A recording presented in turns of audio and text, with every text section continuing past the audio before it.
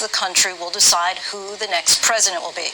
This comes as President Trump threatened over the weekend to move the Republican National Convention scheduled for late August out of North Carolina unless the state allows the Charlotte arena to be, quote, fully occupied. And joining us now is the chairwoman of the RNC, Ronna McDaniel. Thanks so much for coming back on the show, Ronna. Thanks for having me. Great to be with you. So let's start off with the latest on the 2020 Republican Convention. The North Carolina Department of Health today sent a letter to the RNC requesting a written plan to prepare for several scenarios. Just a short time ago, the governor of North Carolina said that he's prioritizing public health over politics. Is the plan right now to have a fully attended convention in Charlotte, and do you have the backup scenarios that keep the convention in North Carolina? So we've spoken with the governor and the mayor. We, of course, want to have the convention in Charlotte. We are looking for guidance as to how many people can gather in one place. Right now it's 25 people. Of course, that's not what we contracted for. So we're working together. We're putting forward a plan for them, a health plan that we think is very reasonable, and we're hoping we can make it happen. Well, there hasn't been anything, as you know, close to a gathering of Americans that would fill an arena since the pandemic hit in around mid-March. So what contingencies are being made to ensure the safety of convention goers? Right now, under CDC guidelines, it would not be recommended for any state to host a gathering of thousands of people. So it's temperature checks, things like testing. We're looking at everything to make sure that we keep the attendees safe, as well as the people of Charlotte. And we're working with the governor and the mayor. Obviously, this is 3 months from now at the end of August. And there are states that are opening up and allowing these types of gatherings to happen. So we're hopeful that Charlotte will work with us and the governor will work with us, and then we'll be able to have our convention there. All right, let's turn to voting by mail. Republican Democratic states have been expanding voting by mail across the board to be ready for anything in November. I want to start by playing a quick comment from your uncle Mitt Romney on this last week. It worked very well, yeah. Our vote by mail system works very well in Utah. Do mail-in voting systems work and work well in your opinion? Well, it depends on the state. I think that's a really broad question for a very difficult challenge. You're seeing a lot of states try and put forward. I mean, what we're suing in California is that the governor is actually talking about sending ballots to every registered voter, where there's 1.5 million additional registered voters just in LA County than there are adults in that county. So, of course, we're concerned about safeguards. And this isn't people saying, please send me a ballot, filling out an absentee request form. This is the governor proactively just sending ballots to voters, whether they want them or not, without making sure and verifying that those people actually still live in the state. That is absolutely leaving room for fraud, and we're seeing Democrats sue to have this happen all over the country. And the best place to look is Nevada, where there are literally thousands of ballots in trash cans because the Clark County clerk did the exact same thing. She sent ballots to inactive voters that had moved away from the state. This is not good for our democracy, and this is why the RNC is getting involved, and we launched the Protect the Vote website for that, protectthevote.com, so voters understand why we are pushing back on Democrats sending ballots, not even absentee request forms, ballots directly to voters who are no longer on the voter rolls. So take a look at this message from Pennsylvania Trump Victory, a joint effort between the RNC and Trump campaign, which tweeted, "Don't want to stand in line at the polls? Pennsylvanians now have the ability to vote by no excuse mail-in ballot. Use the link below to request your mail-in ballot." So how do you defend the president's claims of fraud by mail when his own campaign is pushing supporters to request mail-in ballots? Well, there's a really key distinction there. That is a voter saying, hi, I'm Ronna McDaniel. Please send me an absentee ballot because I can't vote that day, or there's guidelines that allow me to vote absentee, like the president out of state in Florida. That is very different than Democrats just sending ballots out by the thousands in California to 1.5 million more registered voters than there are adults in LA County. How is that not ripe for fraud? And I think that is something every voter should be concerned about. Listen, the states that do mail-in voting, they don't allow it to go to their inactive voter file. They don't.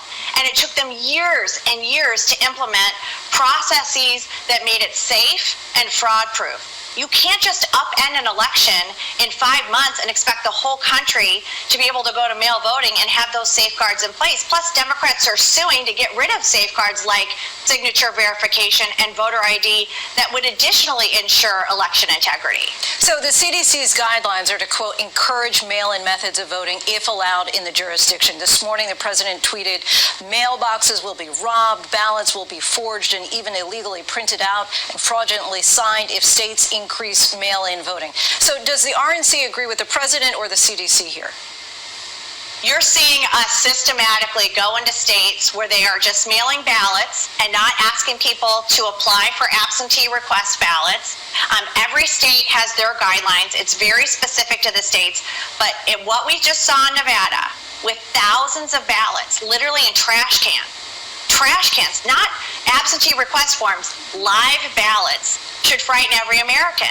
And there is absolutely room for fraud in that. And we want to make sure in this time of uncertainty, every American is able to vote safely, but we cannot derail the safeguards that ensure election integrity, and having governors sending ballots to inactive voters that have moved away or passed away does not ensure election integrity. But let's just go back to California for a second, because that state says that it has a vigorous vetting system and that each ballot has a barcode to scan, and vote-by-mail ballots require signature matching. So when the one received doesn't match the one on file, county registrars then contact the voter to give them a chance to correct it. Is that not sufficient?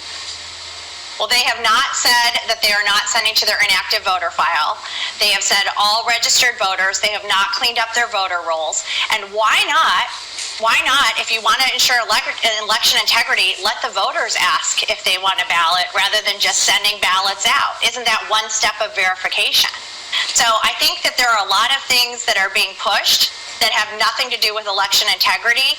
And you know what's interesting about California is we just had a special election there where the governor did all mail-in voting, and the Republican was winning, Mike Garcia.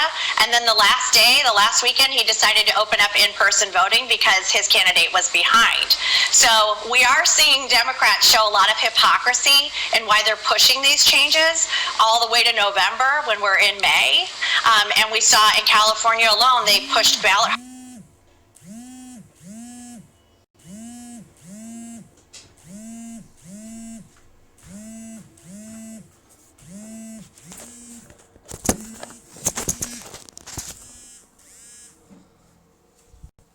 Harvesting, which I think is very dangerous, to go door to door and be touching people and touching ballots, and then they opened up in-person voting in this special election. All right, Ron, I just want to push back on this one last time. Let's just really nail down a second the issue of voter fraud. After the 2016 election, a Washington Post analysis found that out of roughly 135 million voters, there were about 4 instances of recorded voter fraud. That's 0.00002%. The president, after the 2016 election, falsely claimed fraud in California. So if President Trump does not win on this election night in November, will he accept the outcome of the election?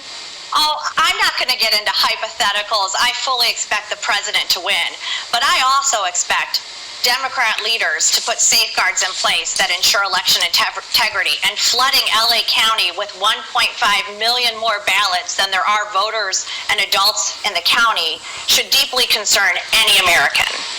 And just my last question. So Wisconsin officials said that at least 71 cases of COVID-19 are associated with people who actually went to the polls in person after last month's primary. So what do you say to a voter who's worried about casting a ballot in person in November?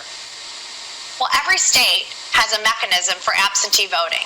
So work with your state officials, and we're not getting involved in states who have specific requirements for absentee voting. And every state does that because they do it for their military men and women, and they allow that to happen in a safe way that's been vetted. But what you are seeing from Democrats, which again highlights the hypocrisy, is in Nevada, they're suing for more in-person voting. And they're suing for ballot harvesting, which is literally strangers going door to door to door to collect ballots. So this has nothing to do with safety. This has nothing to do with coronavirus. These are Democrats literally systematically trying to remove safeguards to our election, and we're fighting it every step of the way. They have filed lawsuits in 12 different states, and the RNC is intervening because we want to maintain election integrity during this very uncertain time for our country. Ronna McDaniel, thank you so much for your time. We appreciate you coming on.